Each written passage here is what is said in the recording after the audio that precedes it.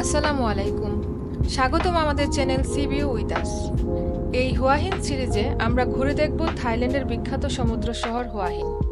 আমরা এখানে 5 দিন ছিলাম এবং শেয়ার করার মতো অনেক কিছু আছে।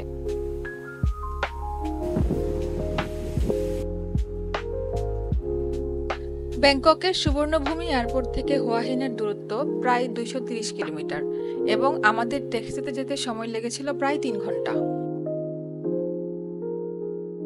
আমরা ছিলাম আইবিস হুয়া হিন হোটেলে এবং এটা শহরের কেন্দ্রে অবস্থিত। এই পর্বে আমরা আপনাকে নিয়ে যাব হুয়া হিনের জনপ্রিয় সিকাটা মার্কেট এবং তামারিং মার্কেটে। চলুন শুরু করা যাক।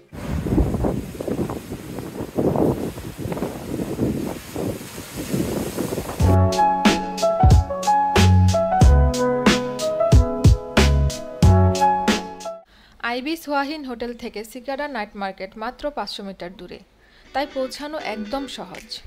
চাইলে কয়েক মিনিট হেঁটেই যেতে পারেন। আর যদি একটু মজার রাইড নিতে চান তাহলে টুকটুকের ঝকঝকে আলো আর হালকা বাতাস উপভোগ করেও পৌঁছে যেতে পারেন মনের আনন্দে।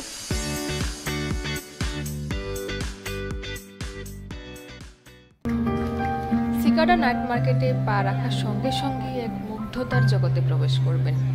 হালকা মিউজিকের মায়াবী সুরের সাথে সুমধুর কণ্ঠে লাইভ কনসার্টের গান যেন পুরো পরিবেশকে এক অনন্য আবহে ভরিয়ে তোলে। এই সুরের মাদকতায় ডুবে যেতে যেতে বাজারের প্রতিটি কোণ ঘুরে দেখার অভিজ্ঞতা হয়ে ওঠে আরও রোমাঞ্চকর। প্রথম নজরে যা মন কেড়ে নেবে তা হলো শিল্পীর তুলির ছোঁয়ায় ফুটে ওঠা মনোমুগ্ধকর সব পেইন্টিংয়ের স্টল, যেন রং আর ক্যানভাসের গল্পে হারিয়ে যাওয়ার এক দারুণ সুযোগ।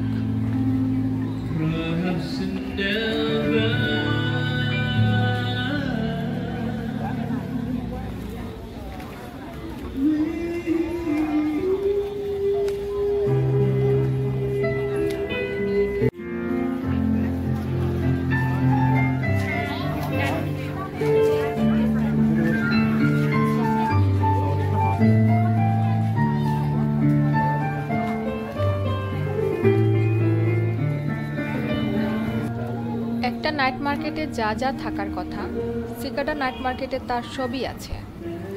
তবে আমাদের কাছে এখানকার কিছু জিনিসপত্রের দাম তুলনামূলক একটু বেশি মনে হয়েছে।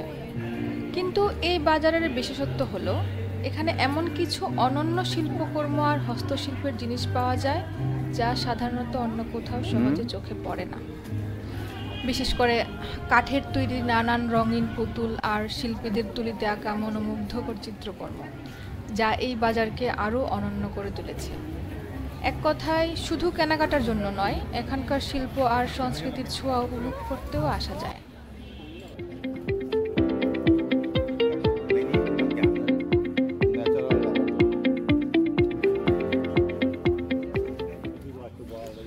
আমরা এখানে কিছু সুগন্ধি সাবান কিনেছিলাম। প্রতিটির দাম 200 থাই বাত ছিল। গন্ধটা সত্যিই চমৎকার আর কোয়ালিটিও বেশ ভালো, তবে দামটা একটু বেশিই মনে হলো।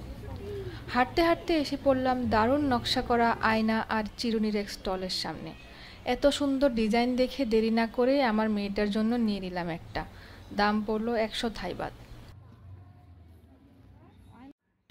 ওইখানকার আয়না চিরুনির বিশেষত্ব হলো নিজের মতো ডিজাইন করে নেওয়া যায়। ছোট ছোট প্লাস্টিকের পুতুল এবং ফুল দিয়ে আপনার ইচ্ছামতো আয়না চিরুনি সাজিয়ে নিতে পারবেন।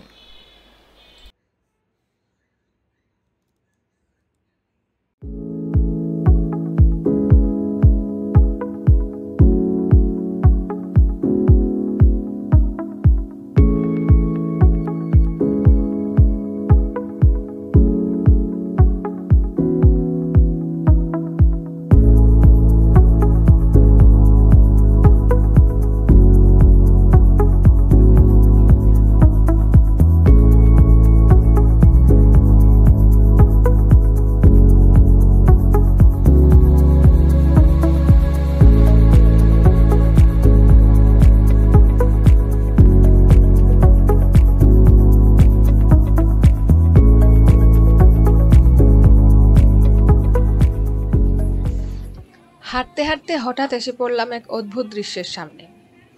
এমন কিছু যা আগে কখনো দেখিনি। এখানে একজন লোক পুরোপুরি বিড়ালের মতো সেজে বসে আছে, আর চারপাশে শিশুরা যার যেমন খুশি তাকে রং মাখিয়ে দিচ্ছে।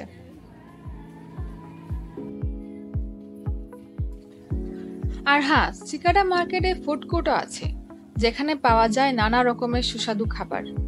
কিন্তু আমরা এখানে শুধু তাজা ফল আর ডাবের পানি নিয়েছিলাম, কারণ আমাদের মূল ডিনারের পরিকল্পনা ছিল টামারিন মার্কেটে। আসলে টামারিন মার্কেট তো খাবারের জন্যই বিখ্যাত।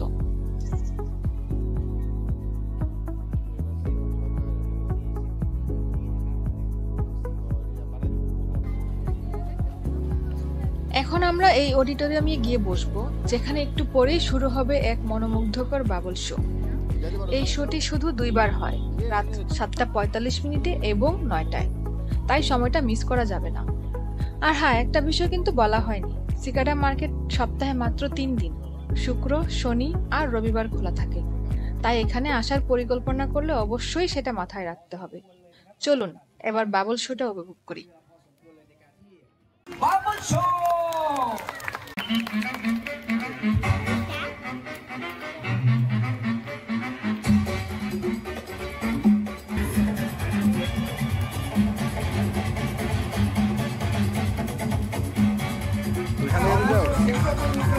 ผู้ปกครองดูแลบุตรหลานของท่านให้อยู่ในสายตาตลอดเวลาด้วยนะครับความปลอดภัยแลกกันไว้เมื่อตอนต้นนะครับกล่องทั้ง4ใบ বাবল শোয়ের রঙিন আলোর ঝলক আর ভাসমান বুদবুদের জাদু শেষ হতেই আমাদের সিকাডা মার্কেট ঘোরার অভিজ্ঞতাও সম্পন্ন হলো।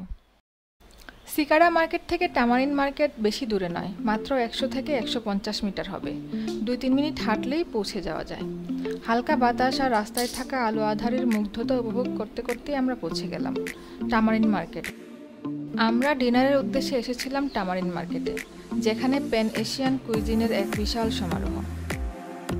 কোনটা ছেড়ে কোনটা খাবো তা ভেবেই যেন কুলকে পাচ্ছিলাম না, তাই প্রথমেই পুরো মার্কেটটা একটা চক্কর দিয়ে দেখলাম কোথায় কি আছে, কি দারুণ দারুণ খাবার অপেক্ষা করছে আমাদের জন্য। শেষমেশ বেছে নিলাম chicken satay, mango sticky rice, seafood fried rice আর সবচেয়ে গুরুত্বপূর্ণ ডাবের পানি। থাইল্যান্ডে এসে ডাব না খেলে যেন পুরো ভ্রমণটাই অসম্পূর্ণ থেকে যায়। যে ব্যাপারটা একদমই আশা করিনি তা হলো এখান থেকে শপিং করা, কিন্তু এখানে পেয়ে গেলাম শান্তর জন্য কিছু দারুণ টি শার্ট, যার কোয়ালিটি অসাধারণ আর দামও অবিশ্বাস্যভাবে কম। মজার ব্যাপার হলো এই একই টি শার্ট পরে আমরা আর কোথাও খুঁজে পাইনি। এখনও আফসোস করি, আরও কয়েকটা বেশি নিয়ে নিলেই পারতাম। আমাদের হুয়াহিন ব্লগের প্রথম পর্ব এখানেই শেষ করছি। কেমন লাগলো কমেন্ট করে জানাতে ভুলবেন না। আপনাদের প্রতিটা মতামত আমাদের জন্য অনেক গুরুত্বপূর্ণ। দেখা হবে পরবর্তী পর্বে, ততক্ষণ পর্যন্ত ভালো থাকুন। ভিডিওটি লাইক সাবস্ক্রাইব করুন। ধন্যবাদ।